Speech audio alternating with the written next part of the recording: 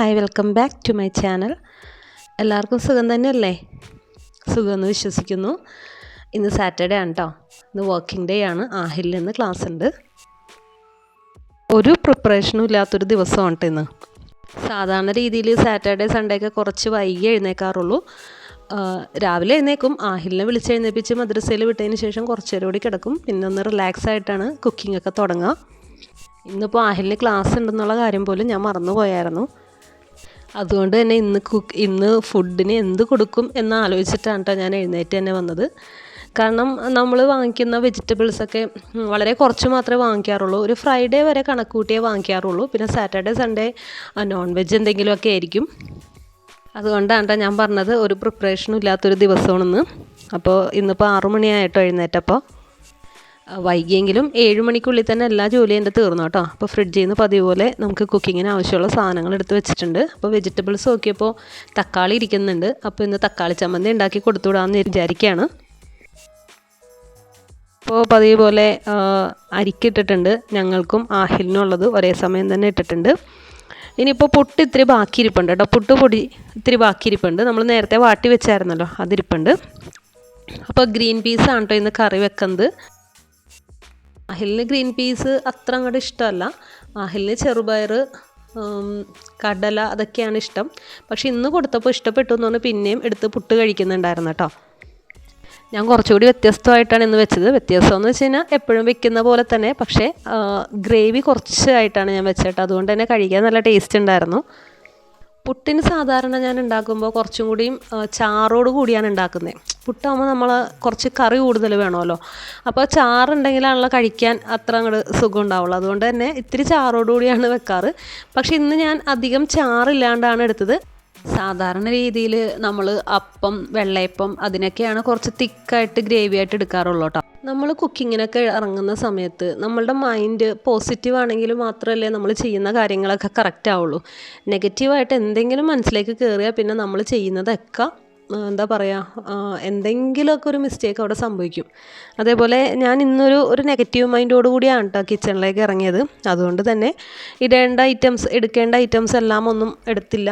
സാധാരണ രീതിയിൽ ഞാൻ എല്ലാ ഐറ്റംസും മെയിൻ കിച്ചണിൽ നിന്ന് വർക്ക് ഏരിയയിൽ കൊണ്ടുവന്ന് വെക്കാറുണ്ട്. അപ്പോൾ കേരളം ഇറങ്ങൽ ഒഴിവാക്കാൻ വേണ്ടിയാണ് എല്ലാം കൂടി ഒന്നിച്ച് കൊണ്ടുവന്ന് വെക്കുന്നത്. പക്ഷെ ഇന്ന് 1-2 ഐറ്റംസ് ഞാൻ മിസ് ചെയ്തു. പിന്നെ രണ്ടാമതൊക്കെ പോയി എടുക്കേണ്ടി വന്നു. അപ്പോൾ ഇത് നെഗറ്റീവായത് എന്താണെന്ന് ഞാൻ വഴിയേ പറഞ്ഞു തരാം കേട്ടോ. അപ്പോൾ അരി തിളച്ചിട്ടുണ്ട്. ഞാൻ തെർമൽ കുക്കറിലേക്ക് ഇറക്കി വെച്ചിട്ടുണ്ട് കേട്ടോ. ഞങ്ങളുടെ പതുക്കെ അവിടെ ഇരുന്ന് സാവകാശം ആയാൽ മതിയല്ലോ. അതുകൊണ്ട് അതങ്ങനെ തിളപ്പിച്ചിടും. പിന്നെ ഫുഡ് കഴിക്കുന്നതിന് ഒരു അരമണിക്കൂർ മുന്നേ ഒന്നും കൂടി തിളപ്പിച്ചിട്ട് ഞാൻ എടുക്കും. അങ്ങനെയാണ് ചെയ്യുന്നത് കേട്ടോ. ഞാൻ ഈ പാത്രമാണ് കേട്ടോ ആദ്യം കറി വെക്കാനായിട്ട് എടുത്തത്. പക്ഷെ എന്താണെന്നറിയില്ല, തീ ഒന്ന് കത്തി വന്നപ്പോഴത്തേനും മേളിലത്തെ കോട്ടിങ് ഇങ്ങനെ പൊള്ളച്ച് വരില്ലേ, അതേപോലെ വന്നു കേട്ടോ. എന്താണെന്നറിയില്ല, അത്യാവശ്യം റേറ്റൊക്കെ ആയൊരു പാത്രമാണ്. പിക്കാസോ അങ്ങനെ എന്തോ പറഞ്ഞൊരു ബ്രാൻഡാണ്. എന്താ സംഭവിച്ചതെന്നറിയില്ല. ഞാൻ പിന്നെ ആ പാത്രം മാറ്റി കേട്ടോ. ഇടയ്ക്ക് വെച്ചിട്ട് ഞാൻ ഈ പാത്രം ഉപയോഗിക്കുന്നതൊന്ന് കുറച്ചായിരുന്നു. ആദ്യമൊക്കെ ഉപയോഗിച്ചിട്ട് കുറേ നാൾ ഉപയോഗിക്കാണ്ടിരുന്നായിരുന്നു. ഇനി അതാണോ എന്നറിയില്ല. എന്തായാലും ഞാൻ ആ പാത്രം മാറ്റി വെച്ച് ഇനിയിപ്പോൾ അത് യൂസ് ചെയ്യാനും പറ്റില്ല. കോട്ടിങ് അവിടെ നിന്ന് ഇവിടെ നിന്നൊക്കെ ചെറുതായിട്ട് പൊളിഞ്ഞും പോരുന്നുണ്ട്. അപ്പോൾ ഞാൻ വേറൊരു പാൻ എടുത്ത് വെച്ചിട്ടുണ്ട് കേട്ടോ കുക്കിങ്ങിനായിട്ട്. ഇത് ഞാൻ വർഷങ്ങളായിട്ട് യൂസ് ചെയ്യുന്നതാണ്. നമ്മളുടെ ഹൗസ് വാമിങ് കഴിഞ്ഞിടക്ക് നമുക്ക് ഗിഫ്റ്റ് കിട്ടുന്നതൊക്കെ ഒരുമാതിരി വലിയ പാത്രങ്ങളായിരിക്കും. ഞങ്ങളുടെ എന്ന് വെച്ചാൽ ഒരു സ്മോൾ ഫാമിലിയാണ്. ഞാനും മോനും മാത്രമേ ആദ്യം ഉണ്ടായിരുന്നുള്ളൂ. ഒരു 3 വർഷക്കാലം അങ്ങനെ തന്നെയായിരുന്നു. അതുകൊണ്ട് തന്നെ ചെറിയ പാത്രങ്ങളൊന്നും ഞങ്ങൾക്ക് ഉണ്ടായിരുന്നില്ല. പിന്നെ ഇതൊക്കെ ഞാൻ വാങ്ങിക്കുകയാണ് ചെയ്തത്. അപ്പോൾ ഈ കുക്കർ അങ്ങനെ ഈ ഒരു കുഞ്ഞി പാൻ വാങ്ങിച്ചതാണ് കേട്ടോ. കാരണം എനിക്ക് മാക്സിമം കുഞ്ഞു പാത്രങ്ങളാണ് ഇഷ്ടം. മാക്സിമം അങ്ങനെ ഭയങ്കര വലിയ പാത്രങ്ങൾ അതിനോട് താല്പര്യം കുറവാണ്. ചിലപ്പോൾ ചെറിയൊരു ഫാമിലി ആയതുകൊണ്ടായിരിക്കാം. അപ്പോൾ ചെറിയ പാത്രത്തിൽ ഉണ്ടാക്കുന്നുണ്ട് എനിക്ക് കുറച്ചും കൂടി കംഫർട്ട്. അപ്പോൾ ആ ഒരു പാത്രം എടുത്ത് കുറേ നാളായി യൂസ് ചെയ്യുന്ന കേട്ടോ. അതങ്ങനെ പ്രശ്നമൊന്നുമില്ല. അപ്പോൾ കുക്കറിൽ വെച്ചിരിക്കുന്നത് ഗ്രീൻ പീസാണ്. ഇപ്പുറത്ത് തക്കാളി ചമ്മന്തി ഉണ്ടാക്കാൻ പോവാണ്. അതിൻ്റെ അടുത്ത് തന്നെ പുട്ടും വെച്ചിട്ടുണ്ട് കേട്ടോ. ഗ്രീൻ പീസ് വേവിച്ചിട്ട് കറിയാക്കുകയാണ് കേട്ടോ ചെയ്യുന്നത്. തക്കാളി ചമ്മന്തി ഉണ്ടാക്കാൻ എല്ലാവർക്കും അറിയുമെന്ന് വിശ്വസിക്കുന്നു. തക്കാളി ചമ്മന്തി എൻ്റെ ഫേവറേറ്റ് കറിയാണ് കേട്ടോ. ഞാൻ +2 പഠിക്കുന്ന ടൈമിൽ ഞാൻ കൊണ്ടുപോകുന്ന എല്ലാ ദിവസവും തന്നെ പറയണം, തക്കാളി ചമ്മന്തി മുടങ്ങാണ്ട് ഞാൻ കൊണ്ടുപോയിരുന്നു കേട്ടോ. തക്കാളി ചമ്മന്തി മുട്ട വറുത്തതും ഇത് രണ്ടുമായിരുന്നു എൻ്റെ മെയിൻ കറി. ഇതല്ലാണ്ട് ഞാൻ വേറൊന്നും കൊണ്ടുപോയിട്ടില്ല. പിന്നെ കൊണ്ടുപോകുന്നതാണ് ചെമ്മീൻ ഫ്രൈ ചെയ്ത് കൊണ്ടുപോകും. ഇതല്ലാണ്ട് വേറൊന്നും കൊണ്ടുപോയതായിട്ട് എൻ്റെ ഓർമ്മയിൽ പോലും ഇല്ല. എനിക്ക് അത്ര ഇഷ്ടമായിരുന്നു കേട്ടോ തക്കാളി ചമ്മന്തി.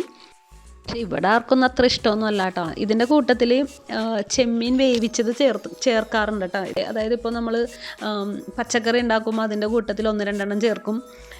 അതല്ല നമ്മൾ തേങ്ങ വറുത്തരക്കുന്ന കറികളിൽ അതിലൊക്കെ ചെമ്മീൻ ചേർക്കും കേട്ടോ. അപ്പോൾ നല്ല ടേസ്റ്റാണ്. വേറെ ഒന്നും വേണ്ട കഴിക്കാനായിട്ട്. ഈ ഒരു ചെമ്മീൻ്റെ ആ ഒരു ടേസ്റ്റ് കിട്ടുമ്പോൾ തന്നെ.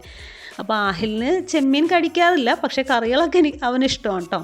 ഇതേപോലെ കറി കൊടുക്കുമ്പോൾ ഞാൻ മാക്സിമം ചെമ്മീൻ മാറ്റിയിട്ടിട്ടാണ് അവന് കറി കൊടുത്തു വിടുന്നത്. എങ്ങാനും അറിയാണ്ട് ചെമ്മീൻ അതിൽ പെട്ടിട്ടുണ്ടെങ്കിൽ അതേപോലെ തന്നെ തിരിച്ചിങ്ങോട്ട് കൊണ്ടുവരികയും ചെയ്യും കേട്ടോ. ആളൊട്ടും കഴിക്കില്ല ചെമ്മീൻ. അതേസമയം ചെമ്മീൻ വറുത്തത് ഇഷ്ടമാണ് കേട്ടോ. അപ്പോൾ തക്കാളി ചമ്മന്തി ഞാൻ എങ്ങനെ ഉണ്ടാക്കുന്നതെന്ന് വെച്ച് കഴിഞ്ഞാൽ വെളിച്ചെണ്ണ ഒഴിച്ച് കടുകിട്ട് പൊട്ടിയതിന് ശേഷം ഇഞ്ചി വെളുത്തുള്ളി പേസ്റ്റ് ചേർത്ത് കൊടുക്കും. അതൊന്ന് ചെറുതായി വഴറ്റിയിട്ട് അതിലേക്ക് സവാള ഇട്ട് വഴറ്റി കൊടുക്കും. സവാള അധികം അങ്ങോട്ട് വഴണ്ട് വരുന്നതിന് മുന്നേ തന്നെ തക്കാളി കൂടുതൽ ചേർക്കോട്ടെ. ഇപ്പോൾ 2 സവാളയാണെങ്കിൽ 4 തക്കാളി ചേർക്കും. ആ ഒരു കണക്കിനായിരിക്കും എടുക്കുന്നത്. എന്നിട്ട് അടച്ച് വെച്ച് വേവിക്കോട്ടെ. നല്ലപോലെ തക്കാളിയൊക്കെ നല്ലോണം ഉടയണം കേട്ടോ. നല്ല പഴുത്ത തക്കാളിയാണെങ്കിൽ നല്ല ടേസ്റ്റാണ്. നല്ലപോലെ ഉടഞ്ഞാൽ മാത്രം ആ ഒരു ടേസ്റ്റ് കിട്ടുള്ളൂ കേട്ടോ. പിന്നെ കുറച്ച് പഞ്ചസാരയും കൂടി ചേർത്ത് കൊടുക്കും കേട്ടോ, ചെറുതായിട്ട് ഒരു മധുരപ്പിനായിട്ട്. പീസ് കറി വെന്തിട്ടുണ്ട് കേട്ടോ. ഇനിയിപ്പോൾ അതൊന്ന് കറിയാക്കി എടുക്കണം. അപ്പോൾ ചെറിയൊരു ചീനച്ചട്ടി വെച്ചിട്ടുണ്ട്. വെച്ചപ്പോൾ തന്നെ അതേപോലെ തന്നെ ഞാൻ ഓഫ് ചെയ്ത് കേട്ടോ. ഇപ്പോഴാണ് ഒരു കാര്യം ഓർത്തത്. ഞാൻ ഓൾറെഡി പറഞ്ഞില്ലേ സാറ്റർഡേ ഒരു പ്രിപ്പറേഷൻ ഇല്ലാണ്ട് വെക്കുന്ന ഫുഡാണെന്ന്. വെളുത്തുള്ളി നമ്മൾ ഓൾറെഡി പേസ്റ്റാക്കി വെക്കാറുണ്ടായിരുന്നു. പക്ഷേ ഇന്നലത്തോടെ അത് തീർന്നു. അതായത് വെള്ളിയാഴ്ച വരെ ഉണ്ടായിരുന്നുള്ളൂ. സാറ്റർഡേ നമ്മൾ പുതിയതായിട്ട് അരച്ചെടുത്ത് വെക്കുമായിരുന്നു. അപ്പോൾ വെളുത്തുള്ളി തീർന്നിരിക്കുകയാണ്. വെളുത്തുള്ളി മസ്റ്റായിട്ട് വേണം. തക്കാളി ചമ്മന്തിക്ക് കഷ്ടിച്ചുണ്ടായിരുന്നു, പക്ഷേ ഗ്രീൻ പീസ് കറിക്കില്ല. അപ്പോൾ അതുകൊണ്ട് വേഗം ഗ്യാസ് ഓഫ് ചെയ്ത് വന്ന് വെളുത്തുള്ളി നന്നാക്കി എടുക്കാം കേട്ടോ. ഇഞ്ചി പേസ്റ്റ് ഇരിക്കുന്നുണ്ട് കേട്ടോ. ഇഞ്ചി പേസ്റ്റ് ഞാൻ അധികം അങ്ങനെ ഉപയോഗിക്കാറില്ല. കൂടുതലും ഈ വെളുത്തുള്ളിയാണ് യൂസ് ചെയ്യുന്നത്. അതുകൊണ്ട് വെളുത്തുള്ളി ആദ്യമേ അങ്ങോട്ട് തീർന്നു പോകും. ഇഞ്ചി ഒരു 2 ആഴ്ച വരെയൊക്കെ ഇരിക്കാറുണ്ട് കേട്ടോ. ഇവിടെ ഇങ്ങനെ നമ്മൾ ചതയ്ക്കുന്ന കല്ലുണ്ട് കേട്ടോ. പക്ഷെ അത് ചെറുതാണ്. എന്താ പറയുക, ഇങ്ങനെ കുഴിയുള്ള ടൈപ്പാണ്. ഇത്തിരി പരന്നതാണെങ്കിലാണല്ലോ നമുക്ക് നന്നായിട്ടൊന്ന് ചതച്ചെടുക്കാൻ പറ്റുള്ളൂ. അപ്പോൾ അതുകൊണ്ട് തന്നെ നമ്മളുടെ കട്ടിംഗ് ബോർഡ് ഉണ്ടല്ലോ, നമ്മൾ യൂസ് ചെയ്യാത്ത കട്ടിംഗ് ബോർഡ് ഉണ്ട്, അതിൻ്റെ മുകളിൽ വെച്ചിട്ട് ചതച്ചിട്ടാണ് എടുക്കുന്നത്. അപ്പോൾ അതിനിപ്പോൾ രണ്ടാമത് ഗ്യാസ് കത്തിച്ചിട്ടുണ്ട്, വെളിച്ചെണ്ണ ഒഴിച്ചിട്ടുണ്ട്. ഇനി ഇഞ്ചി വെളുത്തുള്ളി കടുക് പൊട്ടിച്ചതിന് ശേഷം ഇഞ്ചി വെളുത്തുള്ളി പേസ്റ്റ് ഇട്ട് സവാള ഇട്ട് വഴറ്റി മസാലപ്പൊടികളൊക്കെ ചേർത്തതിന് ശേഷം വേവിച്ച് വെച്ച നമ്മളുടെ ഗ്രീൻ പീസ് കൂടി ചേർത്ത് കൊടുക്കുക കേട്ടോ. ഞാൻ ഇത്തിരി വെള്ളമേ ചേർക്കുന്നുള്ളൂ. അപ്പോൾ അതാ ഗ്രീൻ പീസ് കറി റെഡി ആയിട്ടുണ്ട്. തക്കാളി ചമ്മന്തി റെഡി ആയിട്ടുണ്ട്. കുറച്ച് മാത്രം പഞ്ചസാര ചേർത്ത് കൊടുത്തിട്ടുണ്ട് കേട്ടോ, ഒരു മധുരം കിട്ടാനായിട്ട്. അപ്പോൾ കിച്ചണിലെ കുക്കിംഗ് കഴിഞ്ഞു. നാഹിലിന് മുട്ട വറുത്തത് കൊടുക്കുന്നില്ല കേട്ടോ, പകരം അച്ചാറാണ് കൊടുക്കുന്നത്. അച്ചാർ അങ്ങനെ അവന് കൊടുക്കാറില്ല കേട്ടോ. ആദ്യമായിട്ടാണ് അച്ചാർ കൊടുത്തു വിടുന്നത്. അപ്പോൾ ഒരു ദിവസം അങ്ങനെ അങ്ങോട്ട് പോട്ടെ എന്ന് വിചാരിച്ചു. അപ്പോൾ പാത്രങ്ങൾ ഒരുപാട് കഴുകാൻ കിടക്കുന്നുണ്ട്. ഞാൻ എന്നാലും അതൊന്നും ക്ലീൻ ചെയ്തില്ല സത്യം പറഞ്ഞു കഴിഞ്ഞാൽ. ആഹിലിനെ വിളിക്കണം. ഓൾറെഡി ഞാൻ വൈകിയാണ് എഴുന്നേറ്റേക്കുന്നത്. അപ്പോൾ ഞാൻ അവനെ വിളിക്കാൻ വൈകി കഴിഞ്ഞ് കഴിഞ്ഞാൽ അവൻ അതിലും വൈകും. അപ്പോൾ അവനെ വിളിച്ചിട്ട് പിന്നെ താഴെ വന്ന് ബാക്കി ക്ലീനിങ് കാര്യങ്ങൾ ചെയ്യാമെന്ന് ഇരിക്കുകയാണ്. ആൾ നല്ല ഉറക്കമാണ് കേട്ടോ, മൂടി പോസ്റ്റ് കിടന്ന് ഉറങ്ങാണ്. ഇനി ഞാൻ മാറ്ററിലേക്ക് വരാം കേട്ടോ.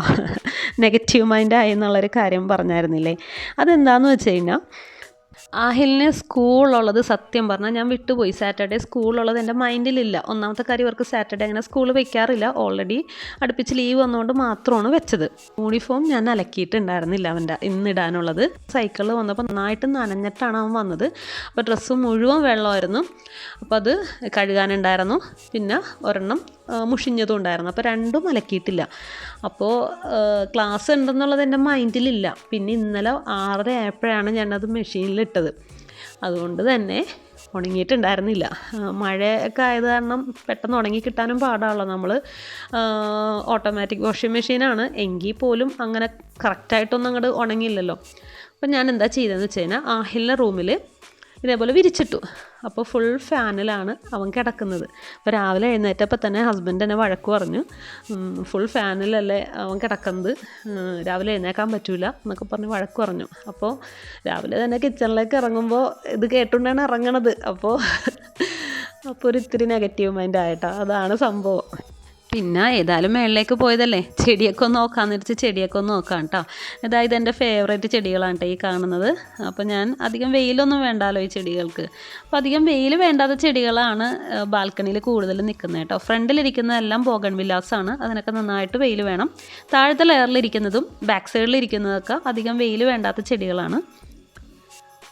ഇലച്ചെടികൾ തന്നെയാണ് കേട്ടോ കൂടുതൽ എൻ്റെ അടുത്തുള്ളത്. ഇടയ്ക്കൊക്കെ തോന്നും ഇതൊക്കെ അങ്ങോട്ട് മാറ്റിയിട്ട് നിറച്ചും മുളക് നട്ടുപിടിപ്പിക്കാമെന്ന്. മുളകാവുമ്പോൾ നമുക്ക് വീട്ടിലേക്ക് ആവശ്യത്തിനൂടെ കിട്ടുമല്ലോ. കാരണം ഞാൻ മുളക് അങ്ങനെ നടുന്നതൊന്നുമല്ല, അവിടെ കിടന്ന് മുളക്കുന്നതാണ്. പക്ഷെ നമുക്ക് കിട്ടുമ്പോൾ ഒരു സന്തോഷമാണല്ലോ, നമുക്ക് കറിക്കൊക്കെ എടുക്കാനായിട്ട് കിട്ടുമ്പോൾ.